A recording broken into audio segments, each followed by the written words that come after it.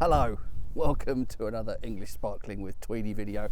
Very different tree for a change, bit exposed, but I just don't really have the time today to find a quieter spot. It is a little bit perhaps quieter than usual for a Sunday early evening on the heath because the weather's been a bit mixed today. It's actually cooled down quite a lot after that heat wave we had earlier this week. Anyway, none of that relevant to today's wine. This is a producer called Sharpham, or I should say a wine called Sharpham, and I believe it comes from the Sharpham estate in Devon. I don't think I've ever featured a wine from Devon before on this channel, and I've actually visited this vineyard a very long time ago in 2009, getting on for 16 years ago. I wish I could pretend that I was already clued in to English wine at that point in history, but I think like many people I just sort of considered it a bit of an interesting novelty, and it was something that I did on holiday. Saw that there was an English vineyard and went and visited and actually did a vineyard tour and a tasting. Tasted 5 different wines from Sharpham back then. Don't really remember much about them, to be honest. I think they were probably all still wines. I just about managed to find some old photos with a sort of an embryotic Tweedy with my grandmother, in fact, in tow. They might have already been making a sparkling at that point, but I don't think I tried one back then. And again, I can't pretend that I was way ahead of the curve. It wasn't long after that that I became switched on to English sparkling wine, possibly within that year or the next year. I think I had my first bottle of Night Timber, like many others, and suddenly thought, wow, this is actually something pretty impressive. It says something on the back about Sandridge Barton. I don't know if that's the new name of the estate or the producer or something like that. And there's a little bit of info there that it's 52% Pinot Noir, so Pinot dominant, 37% Pinot Gris. That's kind of unusual. That is, of course, a close cousin of the other Pinots, as the name suggests. 7% Chardonnay. And it also says 4% reserve wine. Does that add up to more than 100? Is that saying that, anyway, can't bother to do mental arithmetic, don't have the time. And also says it was disgorged April 2024. It's a 2021 vintage, sorry, I neglected to say that. So I suppose that means it's less than 3 years, two and a bit years on the lees, something like that probably. I hope you can hear me okay. There's a little bit of wind.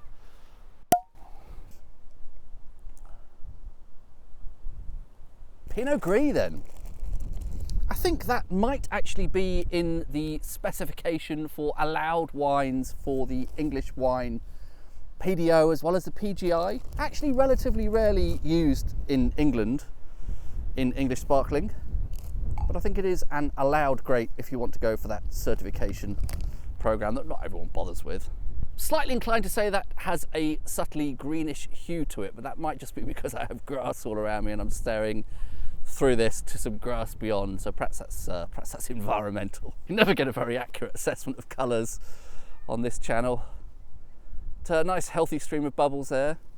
The nose initially, before giving this much of a swirl, I think I'm getting more of a sort of Chardonnay type character. I think we're looking here at orchard fruit and possibly some citrus. Yeah, it's greener. It gives me more of a Chardonnay-like sense, and the Pinot Gris there is a bit of an unknown quantity to me. It's not something I, as I say, typically encounter very often in English sparkling.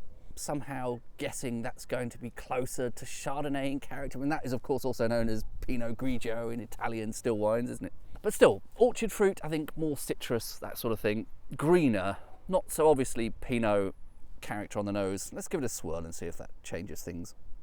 Maybe a little bit of red apple there. The swirl just seems to have darkened the apples a bit, got a bit more red than green. Still, overall, I'm thinking apples and citrus. Interesting mouthfeel there. The bubbles are very integrated into the liquid. Not sure if that makes sense as a bit of commentary, but very fine bubbles. It's difficult to get a sort of distinct sensation of liquid versus bubbles there. I suppose that just means very, very fine bubbles, doesn't it? And again, greener kind of notes to that. Greener fruit. Almost a tiny hint of something slightly tropical there, maybe. Don't know if that's the Pinot Gris influence, maybe. Not exactly pineapple. Definitely not anything as earthy as mango. I don't know, passion fruit, something like that. It's subtle, but something a little bit over and above the more familiar English fruits you'd normally get in English sparkling. That does seem to have added a slightly different dimension there. I'll reserve judgment on whether or not I actually like it. And again, more green fruit, bit of a sense of something like gooseberries there, maybe green gages. It's very difficult to get away from the thought of things that are green. Green apples, green gages, gooseberries, green plums. I suppose that's already covered by the green gages. Well, if we have green gages, that does sound like a bit of Pinot character there, doesn't it? That is a stone fruit, isn't it? A green gage. It's a green plum, effectively. But it is quite mouth-watering. Nice bit of zing there. Nice acidity. Again, with that green fruit.